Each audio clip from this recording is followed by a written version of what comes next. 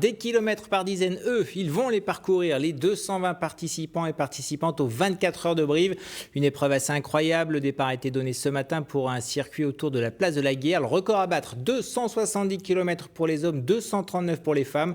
Reportage sur cette compétition traditionnelle dans la cité gaillarde. Julie Radenac, Mathieu Baudouin. C'est une spécialiste de l'ultrafond. Championne du monde en 2008, championne de France en 2016, Anne-Marie Bernet est à Brive pour en découdre avec les kilomètres.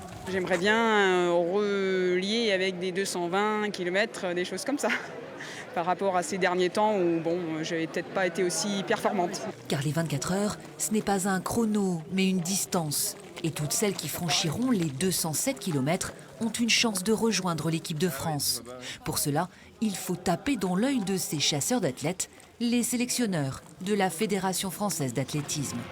Ouais, bon, pour l'instant, elles sont plutôt très groupées. Ce que l'on regarde, c'est le comportement des athlètes, la perf qu'ils vont réaliser évidemment, mais dans quelles conditions aussi ils vont les réaliser. La gestion de l'allure en particulier, la gestion de la fatigue à un moment donné, quand la nuit est relativement compliquée, il y a des passages à vide, il faut apprendre à les gérer, il y a le mental qui joue et on voit comment se comportent les athlètes dans ces situations-là. 5 places sont à prendre dans le groupe France au championnat du monde des 24 heures cet automne à Albi.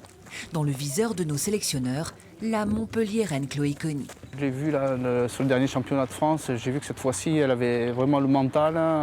C'est important aussi, la préparation physique c'est une chose, mais avoir la volonté, vraiment l'envie pour intégrer l'équipe de France, ça demande à être prêt mentalement. Ça demande aussi de l'entraînement 100 à 120 km de course par semaine.